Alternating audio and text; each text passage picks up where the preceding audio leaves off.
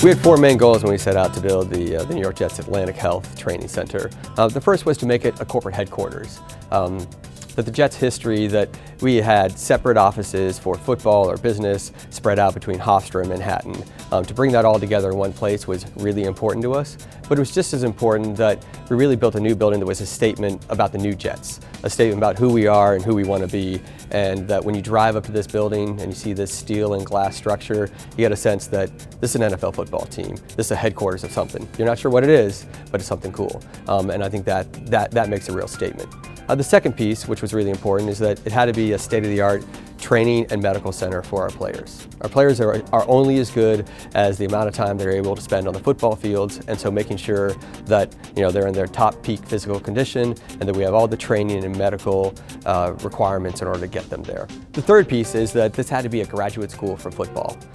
It's often overlooked that our players spend more time in the classrooms than they do out on the football fields themselves. So we wanted to create something that created a real state-of-the-art teaching and learning center for our players. And the final piece, which is the most important, is that we're all about football. That we didn't want to lose sight of that it's partly an office building, it's partly a training center, but when you bring it all together, it's the home of the New York Jets professional football team. As you walk around the building, not only can you see the football fields from wherever you're located, but that parts of the football field actually get integrated in the building itself. So this building is over 200,000 square feet.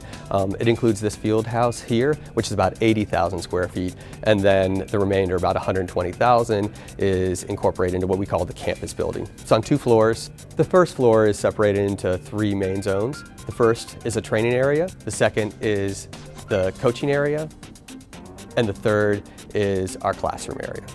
On the second floor, from the 50-yard line, we're split. One half of it is for football operations, and on the other side is the business side. From the locker room to the cafeteria, there's one long corridor.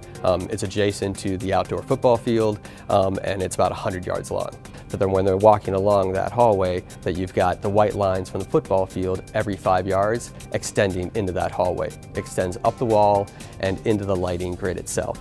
We wanted to send a message about who we play for and who this game's about, and that's our fans. And so our players walk along that corridor, they see our fans, they know what the message is. It's a really emotionally charged shot. Fans are cheering and they're looking right at our football fields and cheer for our team while they practice. We want to have 2 separate entrances to allow sort of almost a cocoon-like safe environment for the players to access the building and to access everything they need. A lot of the other training facilities had entries that were for the players near the loading docks or next to the cafeteria or smaller in scale. When Woody saw that, he thought it was really important that we really had an entrance for the football players that was equal or greater than the entrance for the business side. So we have 2 almost identical entrances.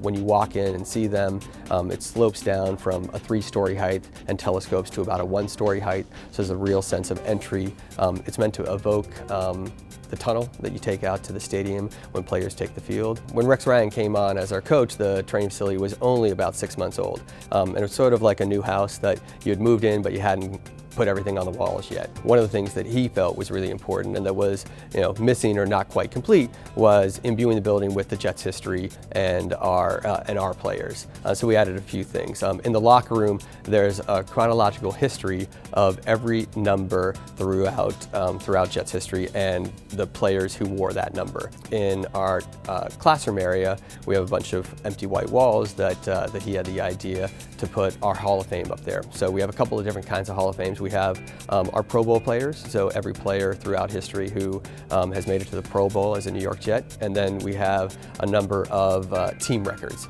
both individual records, game day records, season-long records, and then career records. So when you walk through this building, you really get the sense that someone really paid attention to the details, and we did. So that all of the pieces really connect together and create a better whole. I think we made 3 really good decisions in building this facility. The first was in selecting the site. We went through an extensive RFP process to finally settle upon Florham Park, and we couldn't be happier. It's really a stunning site when you drive up to it. We have about 28 acres, but we're set on over 150 acres of wetland and other property. The second was choosing the architect. I think, architect matters. I think client matters as well. I think the combination of the two of those is part of the result of what you see here. Their experience in building education facilities, their experience in understanding the importance of adjacencies and the attention to detail, I think really rings true. And then I think we just made the function of the building work between having the entire building really designed around the football fields, that giving space for each of the functions to work together, to work closely, and to really accomplish what they've set out to do. We've been very excited with the results.